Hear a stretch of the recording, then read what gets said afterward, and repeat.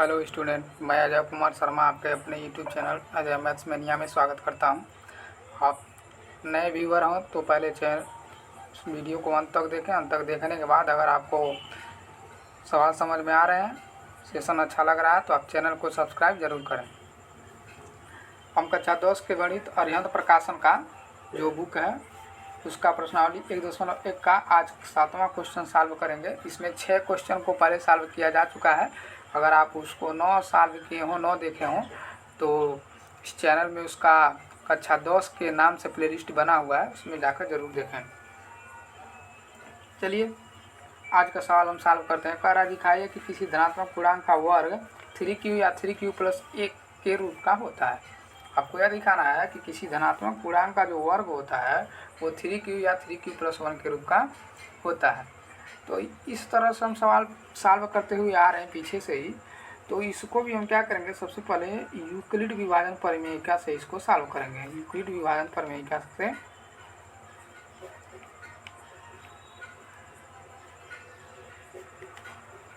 Euclid विभाजन परिमेयिका क्या कहता है कि a बराबर bq प्लस r, जहाँ पर कंडीशन क्या होता है कि 0 से बड़ा और बराबर r होता है और r से बड़ा जो होता है b होता है। इसका मतलब क्या है कि b भाजक होता है, r शेषफल होता है और शेषफल जो होता है शून्य या शून्य के बराबर या शून्य से बड़ा हो सकता है। अब कह रहा है कि किसी धनात्मक पूर्णांक और 3q या 3q प्लस 1 के रूप का होता है। ऐसा हमको दूसरा पूर्णांक बना के हमको बताना है। तो कैसे करेंगे, यहाँ पर जो हमारा b है, यहाँ पर b देख रहे हैं कि यहाँ पर 3q है, यहाँ पर भी 3q है। इसका मतलब यहाँ b बराबर जो है वो 3 है। तो यहाँ पर r का मान क्या क्या हो सकता है, 0, 1 और 2 हो सकता है, क्योंकि इस कंडीशन के हिसाब से r का मान 0, 1, 2 से बड़ा नहीं हो सकता है, क्योंकि बड़ा होने का एक कंडीशन है ही नहीं। इसके बाद से अब क्या करेंगे, हम यहाँ पर जो हमारा ये 3q दिया हुआ है, 3q यहाँ पर जो ये 3q दिया हुआ है इसको हमको a के बराबर दिखाना है। फिर कह रहा है कि इसका जो वर्ग है तो वर्ग करेंगे। तो क्या करेंगे, हम इसका वर्ग करने पर वर्ग करेंगे तो ये हो जाएगा a स्क्वायर बराबर 3q का स्क्वायर। यहाँ पर हम क्या करेंगे, a स्क्वायर बराबर 3q का स्क्वायर। अच्छा, यहाँ पर जो है ना हमको थोड़ा सा और लिखना है कि r बराबर 0 रखने पर व्यवस्थित ढंग से इसको कर सकते हैं। r बराबर 0 रखने पर ये a बराबर 3q प्लस r। ऐसा क्यों हो रहा है, क्योंकि यहाँ पर जो हमको दिया हुआ है a बराबर bq प्लस r, इसमें हम b का मान रख दिए हैं। ये जो b है, यहाँ पर ये जो b है b का मान हम रख दिए हैं और r का मान हम रख दिए हैं। तो यहाँ पर a स्क्वायर वर्ग करने पर a स्क्वायर का मान क्या आ जाएगा, 3q स्क्वायर, क्योंकि 0 जुड़ेगा तो ये तो खत्म हो जाएगा। तो वो स्क्वायर जब करेंगे तो हो जाएगा ए स्क्वायर और 3 का स्क्वायर होता है 9, 9q का स्क्वायर। अब इसको और ढंग से लिखेंगे, ए स्क्वायर बराबर 9 को तोड़ लें 3 इंटू 3 यानी कि 3 गुणे 3 q स्क्वायर। अब यहाँ पर क्या करें, यहाँ हम मान लेते हैं कि 3q स्क्वायर बराबर m। तो ये किस रूप का हो जाएगा, ए स्क्वायर बराबर 3m। यहाँ पर दिया हुआ है 3q और यहाँ पर हो गया 3m। इसी तरह पुनः क्या करेंगे, r बराबर 1 रखने पर r बराबर 1 रखेंगे तब क्या आएगा, 1 रखेंगे तो ये हो जाएगा a बराबर 3q प्लस 1। अब वर्ग करने पर, क्योंकि दिया हुआ है हमको पहले ही कि वर्ग करने पर, तो वर्ग करेंगे तो हो जाएगा स्क्वायर बराबर 3q प्लस 1 का स्क्वायर। और ये आपका बन गया है a प्लस b का स्क्वायर का फार्मूला। तो ये क्या होता है, a स्क्वायर यानी 3q का square plus b square plus 2ab, 2 into a into b। ये व्यवस्थित इसको करेंगे तो हो जाएगा 3q का स्क्वायर 9q स्क्वायर प्लस 1 का स्क्वायर 1 प्लस 2 3 6 क्यू, इसका गुणा होगा तो वही होगा। इसको और व्यवस्थित करते हैं, हो जाएगा ए स्क्वायर बराबर 9 क्यू का स्क्वायर प्लस 6 क्यू प्लस 1। यहाँ से हम 3 कॉमन ले सकते हैं, तो हो जाएगा 3 Q square plus 2 Q plus 1। और फिर यहाँ क्या करें, यहाँ 3 क्यू स्क्वायर प्लस 2 क्यू बराबर यम मान लें, तो हो जाएगा ये स्क्वायर बराबर 3 यम प्लस 1, जो यहाँ पर दिया हुआ है कि इस रूप का हो गया। अब पुनः क्या करेंगे, फिर से क्या करें, हम यहाँ पर r बराबर 2 रखने, 2 रखेंगे r बराबर, तो हो जाएगा a बराबर 3 क्यू प्लस 2। वर्ग करने पर वर्ग करेंगे तो हो जाएगा a स्क्वायर बराबर 3 क्यू प्लस 2 का स्क्वायर। ये क्या होता है, स्क्वायर करेंगे तो हो जाएगा स्क्वायर बराबर 9 क्यू यानी a square plus b square plus 2ab यानी कि 2 3 6 दूनी 12 क्यू हो जाएगा। आगे सॉल्व करें, ए स्क्वायर बराबर 9 क्यू स्क्वायर, इसको इधर रख दें 12 क्यू प्लस 4, और व्यवस्थित करें, यहाँ से हम 9 क्यू स्क्वायर प्लस 12 क्यू, इसको हम तोड़ सकते हैं 3 प्लस 1 के रूप में, क्योंकि हमको 3 क्या करना है, कॉमन लेना है। चलिए आगे लगाते हैं, हो जाएगा ए स्क्वायर बराबर 9 Q square plus 12 Q plus 3 plus 1 है। यहाँ से हम क्या करें, 3 कॉमन ले लें तो बचेगा 3 क्यू स्क्वायर प्लस 3 चौको 12 क्यू प्लस 1 प्लस 1।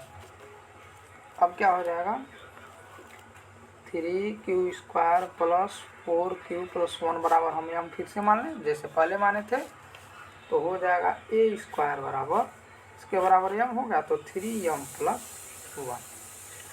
इसका मतलब है कि हमने जब इसमें 0 रखा था तो 3 यम आया था, जब हमने प्लस 1 रखा था तो 3 यम प्लस 1 आया, जब हमने 2 रखा तो यहाँ पर 3 यम प्लस 1 आया। इसका मतलब है जो हमको सवाल दिया हुआ है कि दिखाइए कि किसी धनात्मक पूर्णांक का वर्ग 3q या 3q प्लस 1 के रूप का होता है, तो हम लिख देंगे कि किसी धनात्मक पूर्णांक का वर्ग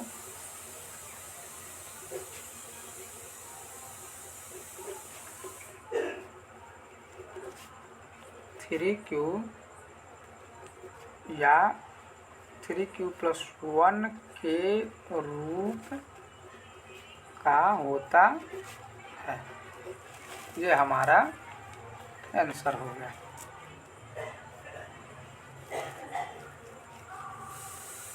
चलिए इसके बाद से अगले क्वेश्चन की तरफ चलते हैं। चलिए इसके बाद अगला क्वेश्चन है, कह रहा दिखाई कि प्रत्येक 3 क्रमागत धन पूर्णांकों में से केवल एक 3 से विभाज्य, 3 है ये क्वेश्चन नंबर 8वां है। कह रहा दिखाई कि प्रत्येक 3 क्रमागत धन पूर्णांकों में से केवल एक जो है 3 से विभाज्य होता है। इसको भी जब हम सॉल्व करेंगे तो कैसे करेंगे, कह रहा 3 क्रमागत धन पूर्णांक, तो पहले क्या करें, माना 3 क्रमागत जो धन पूर्णांक होते हैं वो क्या होंगे, धन पूर्णांक, मान लीजिए x प्लस 1 और x प्लस 2 है। तो ये x प्लस 1 x प्लस 2 जो है, हम पीछे इतना सवाल सॉल्व करते हुए आ रहे हैं, ये कहीं ना कहीं हमको दिखाई दे रहा है कि यह 3q प्लस 1 और 3q प्लस 2 के रूप का है। अगर ये इसके रूप का होगा तो क्या होगा, कह रहा है कि बताइए कि क्या 3 से केवल एक जो है, इन तीनों में से केवल एक ही ऐसा जो 3 से विभाज्य है। तो अगर हम यहाँ पर क्या करें, 3q बराबर एक यक्ष मान लेते हैं, और यहाँ पर q का मान हम q का मान 0 1 2 3 4 या कुछ भी रखें तो देखते हैं कि क्या होता है कि अगर हम 3 का मान q का मान 1 रखते हैं तो यहाँ पर क्या हो जाएगा, यहाँ पर 3 गुणे पहले 0 रख कर देखते हैं, 3 गुणे 0 तो हो जाएगा 0। अब 0 जो है 3 से विभाजित करें, 0 जो है 3 से विभाजित हो जाएगा। अगर हम यहाँ पर 1 रख रहे हैं, मान लीजिए 1 रखें, यहाँ 1 रखें तो 3 एकम में ये 3 हो जाएगा, 3 जो है 3 से विभाजित हो जाएगा। अगर हम यहाँ पर 2 रख रहे हैं तो ये हो जाएगा 3 दूनी 6 और 6 जो है 3 से विभाजित हो जाएगा। इसका मतलब हम देख रहे हैं कि ये वाला जो है, जो ये है और या जो 3q के रूप का है, ये तो विभाजित हो रहा है, चाहे हम q का मान 0 1 2 3 4 कुछ भी रखें। अब देख रहे हैं कि 3q + 1, 3q + 1 में q बराबर 0 1 2 3 4 5 इनफाइनाइट आप कुछ भी रख सकते हैं, रख के देखते हैं कि क्योंकि यह 3q + 1 में ये बराबर किसके हो गया है, x + 1 के, जो हमने यहाँ पर माना था, इसके बराबर हो गया है। तो यहाँ पर अगर हम q का मान 0 रख रहे हैं तो देखिए क्या हो जाएगा, 3 × 0 = 1, तो 3 में 0 का गुणा करेंगे तो 0 हो जाएगा, और ये 1 और 1 जो है 3 से विभाजित नहीं होता है। अगर हम यहाँ पर 0 की जगह 1 रखें तो हो जाएगा 3 × 1 = 3 1 4 को 3 से विभाजित करना है, तो ये भी जो है हमारा 3 से विभाजित नहीं होगा, ये भी नहीं हो रहा है। अगर हम 1 की जगह 2 रखें तो 3 दूनी 6 + 1 7, ये भी 3 से विभाजित नहीं हो रहा है, यानी कि यह विभाजित, ये वाला जो है विभाजित नहीं होगा, ये विभाजित हुआ है। अब हम क्या करें, यहाँ पर अब x + 2 बराबर 3q + 2 लेने पर, इसको जब लेंगे तो क्या हो जाएगा, यहाँ पर हम q का मान 0 1 2 3 4 5 में से कोई एक रख सकते हैं, रख के देखते हैं। 0 रख लेते हैं +2, 3 में 0 को गुणा करेंगे तो 0 होगा, और 2/3 यानी यह 3 से विभाजित नहीं है।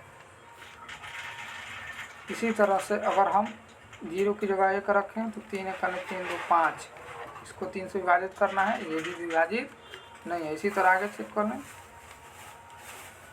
3 दूनी 6 2 8, जो 3 से विभाजित नहीं है। इसका मतलब हम देख रहे हैं कि इन तीनों में से जो हमने माना था, इन तीनों में से केवल एक ही ऐसा है, यानी x वाला ही ऐसा पूर्णांक है जो 3 से विभाजित होता है। तो लिख देंगे कि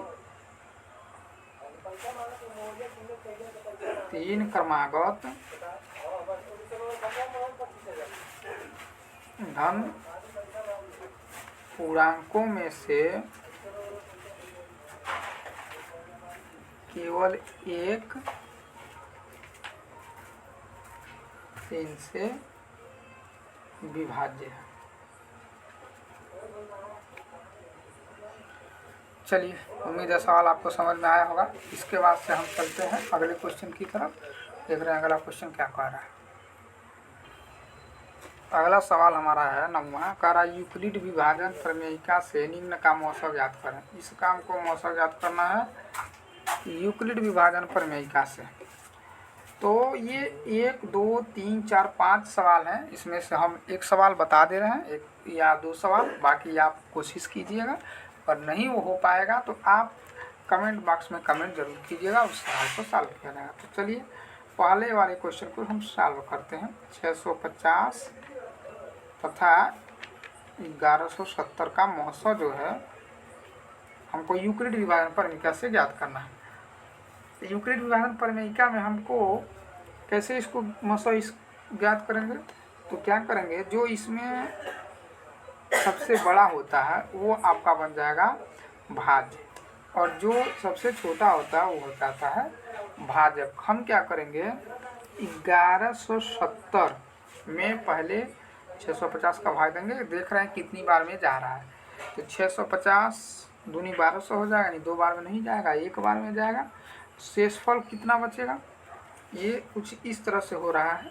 जैसे 1170 में हम सबसे पहले 650 का भाग कर रहे हैं, एक बार में जाएगा 650, शून्य में से शून्य, 7 में से 5 गया तो 2, 11 में से 6 जाएगा तो 520 बचेगा। तो यहाँ पे जो आपका शेषफल बचा 520 बच गया। अब क्या करेंगे, जो आपका ये भाजक था अब यहाँ पर भाज्य बन जाएगा, ये हो जाएगा 650, और जो आपका शेषफल था यहाँ पर बन जाएगा भाजक। ये 520 गुणे 1 अब कितनी बार में जाएगा, अब 650 में 520 का भाग करें तो एक बार में फिर से जाएगा, तो 520 शून्य, 5 में से 2 गया तो 3, 6 में से 5 जाएगा तो 130 बचा, यानी कि आपका जो शेषफल बचा वो 130 बचा। ये कुछ इस रूप का हो रहा है, बन रहा है जैसे हमने यूक्लिड व्यवहार परिक्रमा पढ़ा है, a बराबर बी क्यू प्लस आर। ये इसका यूज करके हम इसको सॉल्व कर रहे हैं, इसका मौसा निकाल रहे हैं। अब जो हमारा ये 520 है अब बन जाएगा भाजक, और ये जो 130 है ये बन जाएगा, सॉरी 520 जो है भाज्य बन जाएगा, 130 जो है भाजक बन जाएगा। कितनी बार में जाएगा, यानी कि 520 में अगर हम 130 का भाग करें तो कितनी बार में जाएगा, 13 दूनी 26, 13 39, और आपका 13 चौका 22, 4 बार में तो पूरा चला जा रहा है, 520 हो जाएगा, कट गया। यानी कि 130 गुणे 4 धन 0, जहाँ पर आपका शेषफल 0 आ जाए वहाँ पर आपका भाग खत्म हो गया। अब इस कंडीशन में जिसने इसको काटा है, 130 ने 520 को काट दिया है, तो इसीलिए इसका जो मौसा होगा वो 130 होगा। एक बार फिर से समझ लेते हैं कैसे इसका मौसा ज्ञात करेंगे। 650 और 1170 का हमको निकालना था, तो हम a बराबर बी क्यू प्लस आर यानी यूक्लिड विभाजन परिमिका से इसका यूज करके मौसा निकालना है। जो सबसे बड़ी संख्या होगी वो आपकी भाज्य बन जाएगी, और जो सबसे छोटी संख्या होगी भाज्य बन जाएगी। अब देखेंगे कि 1170 को 650 कितनी बार में काट रहा है, तो हमने देखा पूरा काटेगा नहीं, एक बार में काटा तो 650 से 650, हमारा शेष बचा 520, यानी कि 650 में 1170 को काटेंगे तो 650 इकन्ने एक बार में गया और शेष बचा 520। अब इस 650 को हमको काटना, 650 आपका भाज्य बन जाएगा और फिर 520 जो भाजक बन जाएगा। तो 520 में भाग करेंगे, 650 में भाग करेंगे 520 का, तो एक बार में फिर से गया, तो 650 में 520 को घटाएंगे तो ये बचेगा आपका 130। अब 130 जो है आपका भाजक बन जाएगा, जो 520 पहले भाजक था वो भाज्य बन जाएगा। अब 130 का भाग ऐसा करेंगे जो 520 के बराबर हो जाए, तो हमने देखा 130 चौक को 520 होता है, तो 4 बार में 130 520 को बराबर काट दिया, शेषफल बचा 0। जहाँ पर शेषफल 0 आ जाता है और जो संख्या इसको काटी रहती है वही संख्या मौसा होती है, तो इसलिए इसका जो मौसा होगा 130 होगा। उम्मीद है कि आपको ये सवाल समझ में आया होगा। आप अगले सवाल को इसी तरह सॉल्व करें, और अगर आपको सॉल्व करने में कठिनाई हो रही है तो कमेंट बॉक्स में सवाल को ज़रूर लिखें, उसको सॉल्व किया जाएगा। आज के सेशन में इतना ही, इसके बाद से हम इसके आगे के सवालों को सॉल्व करेंगे। आपको सवाल पसंद आ रहे हैं, सॉल्यूशन आपको समझ में आ रहा है तो चैनल को सब्सक्राइब और लाइक ज़रूर करें। जय हिंद।